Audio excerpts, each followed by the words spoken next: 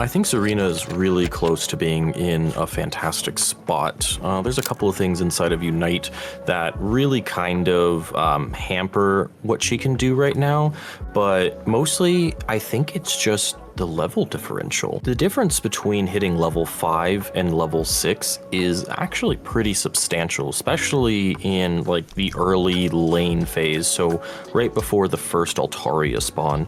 In top lane currently and jungle for the top Altaria spawn, you can get to level 5 on most Pokemon, and the Pokemon that are really strong right now are the ones that don't need an evolution at 5 or have a massive spike at 5. So previously you saw that it was Urshifu, but now you look at other characters and you have Dodrio, you have Zacian, you have the Mewtwo's, all of them either get an evolution or like a major advantage in terms of skills at 5.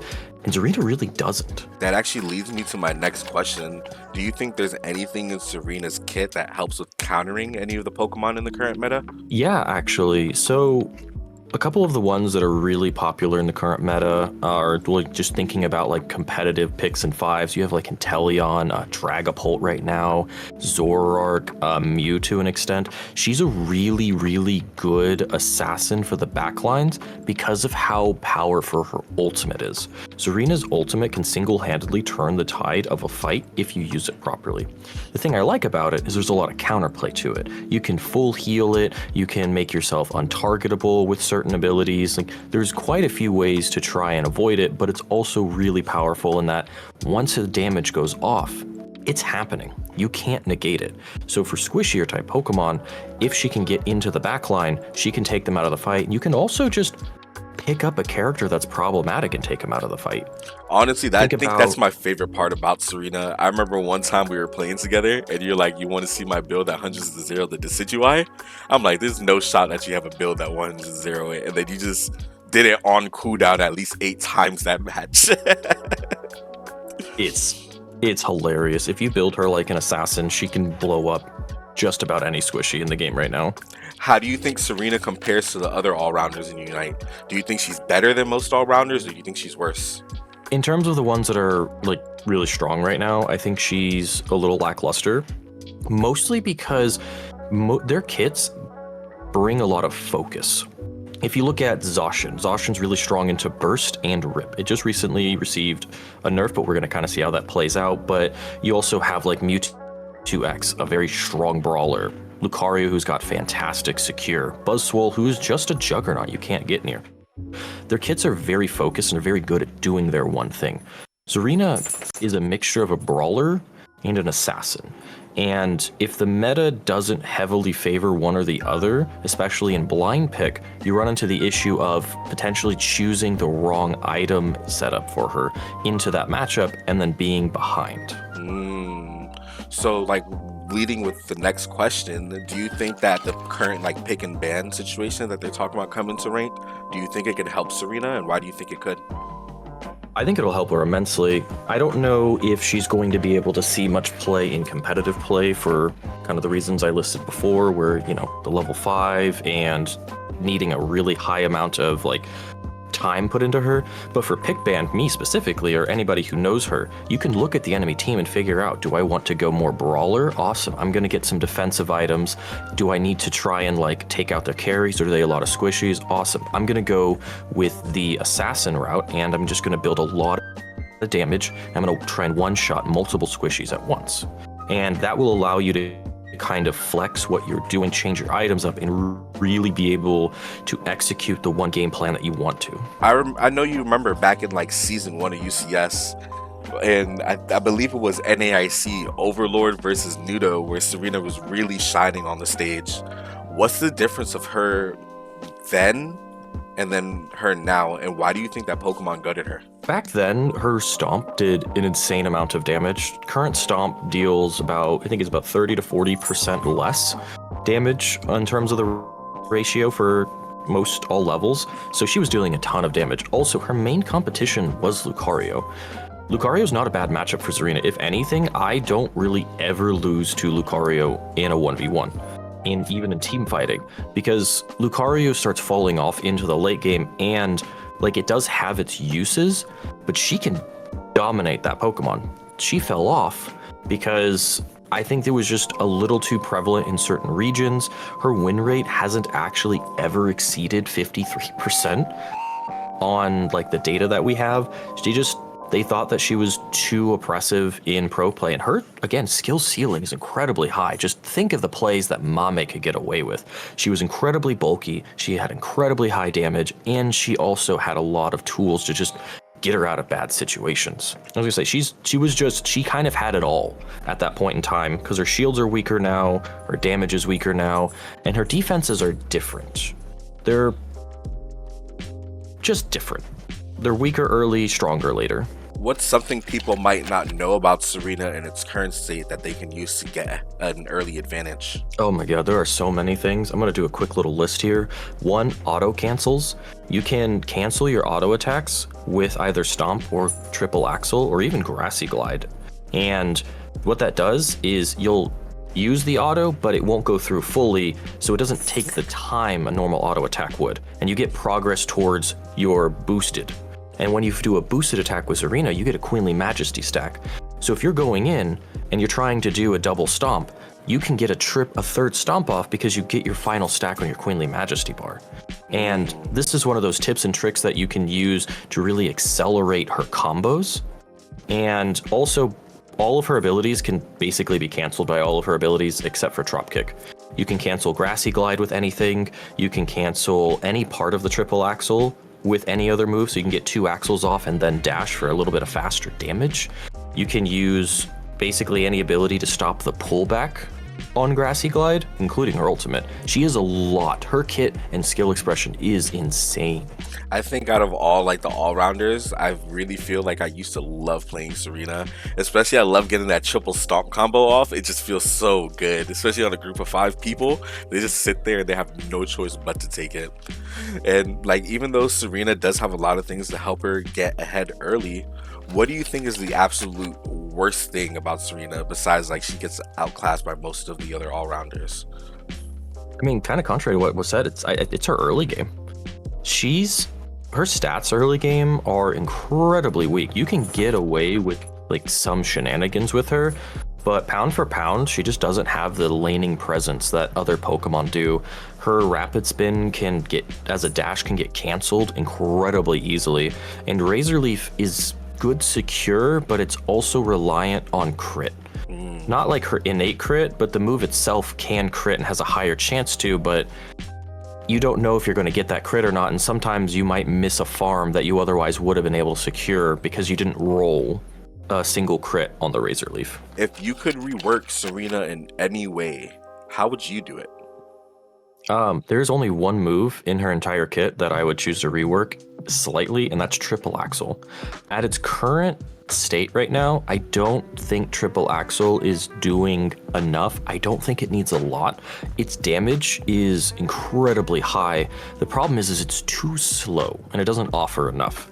You're locked into the animation if you want to get all 3 hits off. Again, you can cancel that animation, but then you lose a part of it. And I think Triple Axle needs either some form of like damage reduction while it's going on, or maybe the Triple Axle just needs to go off a little bit faster. But I feel like Triple Axle's just almost there. It's like, it's right there, and a little tiny addition to it would be perfect. The rest of her kit is a lot of fun. Do you think if they buff Serena, it would make her more relevant than the other all-rounders? I think as long as they keep her evolution at 6, there's still going to be counterplay to her. You can pretty much like camp the lane that Serena is in and try to keep her from getting 6 and keep her behind. Because if you are trying to do that to a Dodrio, it's eventually going to get 5, and now it's a Menace. Zacian, same way, it'll trickle in.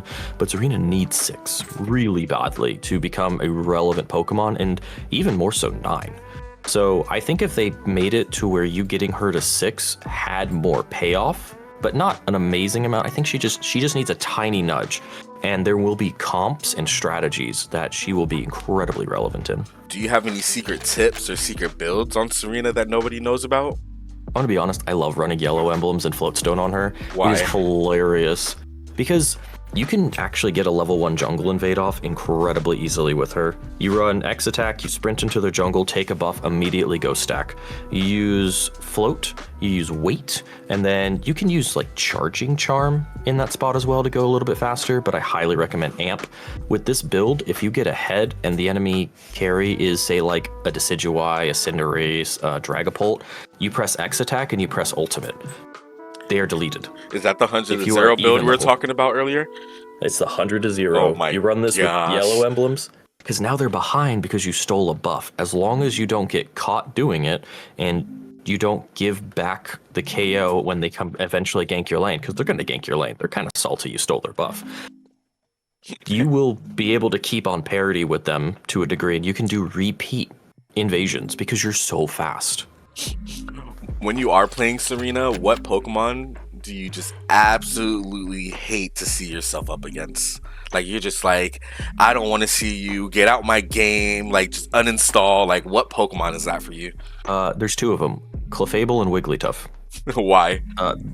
So Clefable Gravity, if the only ability that Tsareena has that she can use outside of her Unite is Stomp. You can't use Triple Axle, you can't use any of her dashes. It absolutely hinders what she can do, and a really good Clefable will make your life miserable. Wigglytuff does that to a similar degree. Triple Axle's weird. It doesn't get canceled by all CCs. You can get stunned, you can get frozen, Triple Axle will go off. Cute Charm stops Triple Axle for whatever reason. Sing doesn't stop Triple Axle, but it's a really strong tool against Serena because you stick next to her, slow her down, and like just make her a sitting target. Those 2 supports are pretty much the bane of her existence in terms of trying to dive backline carries. With Serena being in the spot where it's at now, do you find yourself playing any other Pokemon in the current season? I do, but not because I don't think she's great. I usually maintain a like high 50 up to somewhere between a 55 to 70% win rate with her every season, including the Mewtwo Y meta. So it's you that's keeping Serena's win rate up. I actually did the math on it, and I don't play enough games with her to do it, but I do actually bring her percentage up a little bit. It's kind of funny. It's actually pretty funny. I know you're the Serena queen, the Serena main. You got all the videos in the world on your YouTube page. Out of like all the new mons that are currently out right now, what is your absolutely favorite one to play? It's a toss-up between 2 of them because I love both of their kits. It's Blaziken and Meowscarada. Meowscarada is insane. You can do so much with that character's kit. I love Flower Trick and Trailblaze just because you get double resets on KOs. I have gotten not solo, I had a Comfey attached to me, but 2 people should not be able to KO an entire enemy team by themselves. Just sprinted through their entire thing at Ray, did a 5 KO and returned. I was like, okay, thanks, bye. Blaziken is a combo machine. The amount of things you can do with Blaziken, it tickles that itch that I have when playing Serena to really try to just outskill my opponents and out-micro them. I love micro-checking people. Blaziken really hits that itch because there's just so much you can do with that Pokemon that it's a whole episode on its own. That's really all the questions that I have, but tell me a little bit more about yourself. What are you hoping to achieve not only as a Unite player, but also a Unite creator? I'm just trying to put out like simple, entertaining, and educational content mostly. I enjoy interacting and trying to help people like find ways that they can improve themselves at the game. Anytime people ask me a question, I try to answer the best of my ability, and then I really try to explain my plays as I'm doing them and like be critical about not only what's going on in the game, but like what I'm doing. My biggest thing is if you're struggling to get past a certain point in Unite and you're not looking at what you're doing wrong exclusively, then you're kind of hindering yourself. And that's not to say, hey, you're the problem, but there's only one common thing in all of the games, and it's you, right? If you look at what you could have done better there and then just accept, hey, you know, even if I did this better, it might have not turned out that way, you can really figure out, oh, hey, I made this mistake. All right, cool, I'll try and work on that. And it's not a demeaning thing, it's a growth. And that's what I do. It's why I learn so many Pokemon. It's why I try to be critical of myself. It's why when a play goes sour, I do my best to look at it and be like, what did I mess up, right? Because you're playing a MOBA. Your teammates are going to just make mistakes. They're going to have a bad game. They're going to do something that you really question. It's like, why are you even doing that? But at the end of the day, there might have been things that you could have done that would have changed the outcome of the game, changed the situation getting up to that, or even influenced that situation. And you're not going to be able to fix what they did. You can't. There's no point dwelling on it. It happened. Move on. It's a 10-minute game. Your sanity is worth so much more than that. Instead, look at where you can improve, what mistakes you made, but also look at the good things you did and tell yourself you're awesome. Because you looked at that, be like, wow, that was an awesome play. Clip it, watch it again. Think about what you did, redo that. Just make sure that you're always improving, but also congratulating yourself on your improvements. And then my last question for you, Steve, just to piggyback off of what you said. When you're not having fun playing Unite, because that's been a topic for a lot of people that they haven't been having fun playing Unite. What's your number one tip that helps you continue to have fun? I take a break. I've been playing MOBAs for, 14 years now. I started League back in season 1, and I played an insane amount of League. And at a certain point, I realized I was not enjoying myself. If anything, it was making me a toxic person. I wasn't having fun. I wasn't improving. If anything, it was just hampering my mood. So I cold turkey quit League. I don't recommend doing that with Unite, especially if you enjoy the game. But I took that and I used that lesson while I'm playing Unite now. If I'm not having fun, if the session isn't good, I find myself tilted, I step away from the game. And how long you need to step away from the game really depends on where you're at, depending on what's going on. If you're just a little upset after like a teammate did something that you weren't happy with in a game and you need 10 minutes, go take 10 minutes, come back, see if you're refreshed. If the games you just had like a 5-game loss streak, just put the game down for the day. Find a different game to play, do something else. Like go do a chore, go do something that gives you that hit of dopamine. Because this ain't it. MOBAs are not something that you're always going to win at, it's always going to be good. You have 4 strangers on your team if you're playing solo. It can get really frustrating, and your time is worth more than like just slamming your face into games hoping it gets better while being frustrated. I agree 100%. And Steve, I just want to say thank you for your time here. I'm sure the people are going to appreciate this, and especially the tips on how to make them like how they can enjoy the game again. Because like I do agree, it does get frustrating, but taking a break is honestly one of the best things you can do. Because when you come back from taking that break, it just feels so much more refreshing when you play the game. Yeah, I find that every time I come back from a break, especially if I'm like really not having fun, it's like a 3 to 5 day break. I play out of my mind for the first 5 to 10 games, and I'm like, oh dear God, who is this person? I like this. Come back a new mind, new man, new mindset. We're refreshed. We're ready to go. We're ready to clown. We're ready to go yellow emblem invade, baby. Yeah. Well, thank you for coming by today, Steve. Where can the people find you? All right, you can find me on Twitter. So you got Steve My Cat YT for Twitter, and then you can check out my YouTube channel, which is just Steve My Cat. Also, I stream on Twitch. I'm currently putting out shorts on YouTube. I am going to look to try and do more long form content coming again soon, and I try to stream once every 1 to 2 weeks. Try to keep up a semi-consistent schedule, also maintaining a normal life balance.